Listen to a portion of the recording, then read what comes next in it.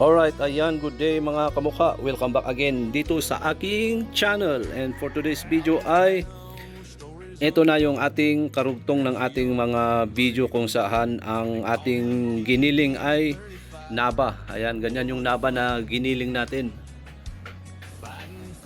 Ganyan yung itsura ng giniling natin na naba sa bull mill. At may kasama yan na, na linang, hindi lang siya naba. So, ang na-recover natin na ginto ay ito. So hindi pa yan ginto, gold dust pa yan, gold dust. Ito yung ating lulutuin ngayon. So ang gagamitin natin ngayon ay itong torch kasi walang kuryente ngayon. Ang plano ko sana lulutuin natin sa uling kaso walang kuryente nga. So ito, ang gagamitin rin natin ay itong maliit na to. At saka itong laging tinatanong sa akin na borax. Ayan po. Ayan yung itsura ng borax. Ayan. Ganyan siya. So ang gagawin natin ay lagi kong sinasabi na ito ay paraan ko lang naman. Ito ay paraan ko. Hindi ko sinasabing ito yung dapat gawin, ito yung kailangan gawin. Nasa sa inyo kung gagayahin nyo. So ang ginagawa ko kasi ay nilalagyan ko muna to ng borax, saka ko aapuyan hanggang sa magmelt. Pagka nagmelt na yung borax, saka ko ilalagay yung ginto. Ganun yung aking ginagawa kasi mas madali siyang matunaw pagka ganun eh. Kailangan natin painitin to. So tara at lutuin na natin to para tingnan natin kung ilang grams yung ating na-recover.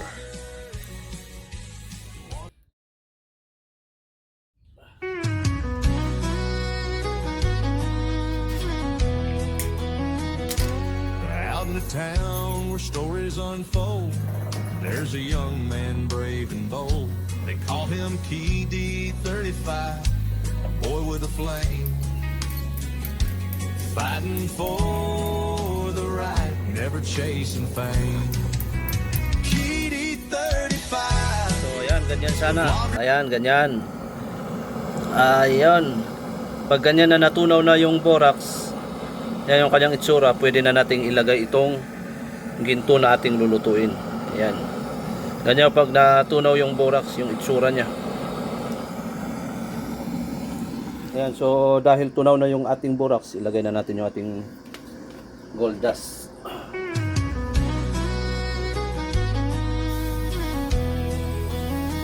At syempre takpan natin para mas madaling uminit yung ating lutuan. Out in the town where stories unfold, there's a young man brave and bold. They call him KD35, a boy with a flame. So yung aking ginawa ay hininaan ko muna yung apoy natin. Ayan, so mahinang apoy yung ginamit natin para hindi siya dahil pagka malakas kasi yung apoy na gagamitin mo dyan, may tendency na ibubuga nung apoy yung pino na na ginto, yung gold dust. So kailangan mag-umpisa ka ng mahinang apoy. So antayin lang natin after 5 minutes siguro. Ayan, tingnan natin. Pero pagsalang pa lang natin, hayaan muna natin na ganyan. So dati-dati yung mga past video ko, hindi ko siya tinatakpan dito. Ang purpose ko kasi pag hindi ko tinakpan dito para makita nyo kung paano siya natutunaw, paano siya matunaw, ganun.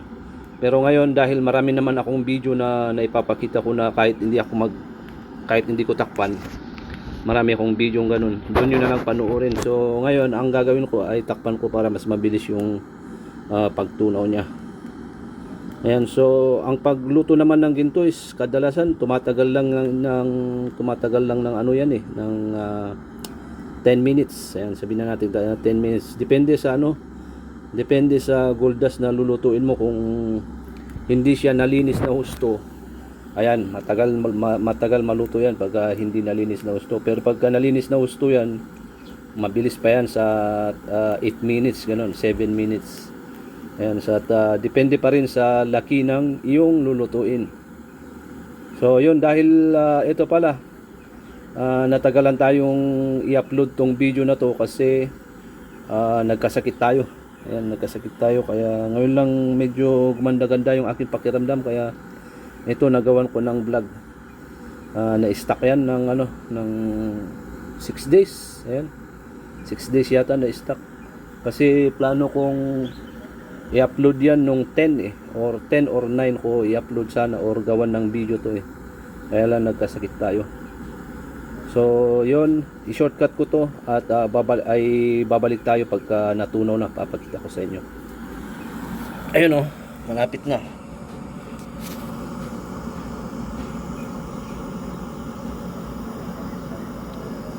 Ayan, nagbabaga na.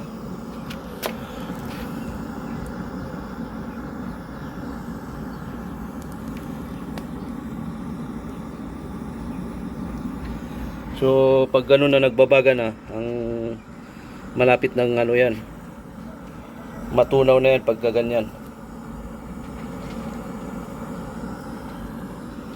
Yun.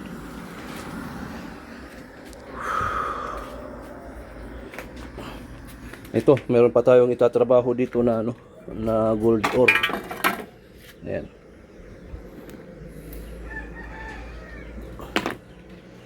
Ito, kailangan lang dikdikin para dikdikin ng ganito para mas madaling magiling doon sa ball mill.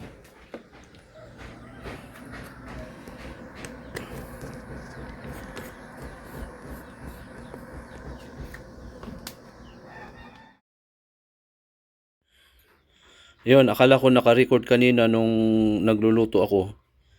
Napansin ko na lang nung kinuha ko tong ginto, ayan, nilapag ko doon. Tapos tinignan ko yung dito ko siya nilagay yung yung camera. Yan ko siya nilagay. Ayun, hindi pala siya naka-record. So, ayun, hindi natin nakunan ng video. So, ito yung naluto natin. Ayan.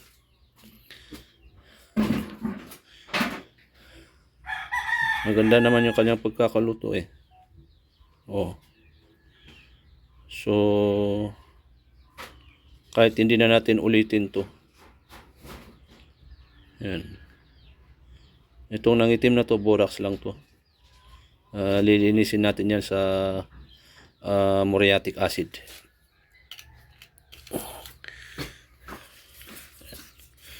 Kaskas natin sa borax para kuminis.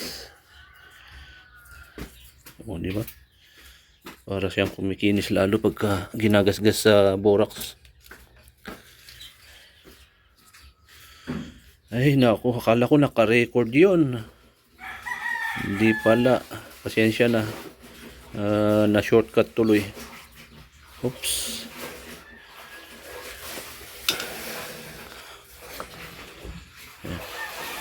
Timbangin natin kung ilang grams aabutin nito.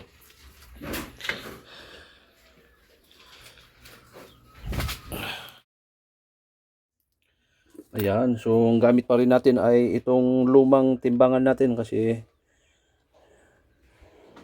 wala akong pambili ng wala akong pambili ng timbangan.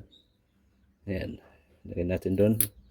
Pag magtitimbang ka daw dapat sa kanan. So ang ilalagay ko dito ay ang katumbas kasi nito ay 2.5 grams. Ayan, katumbas niyan. So, dalawa yung ilalagay natin. Tignan natin kung kaya niya yung 5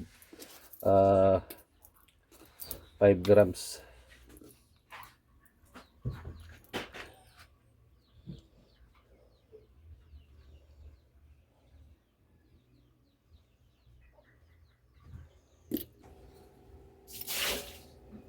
Lagyan natin ng lapu-lapu.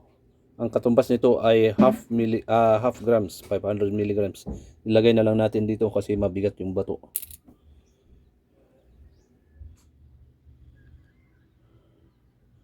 Yun, ito na yung kanyang timbang. Ayan.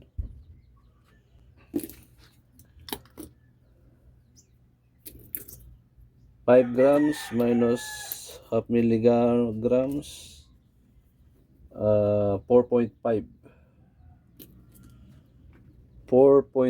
grams. Ayan.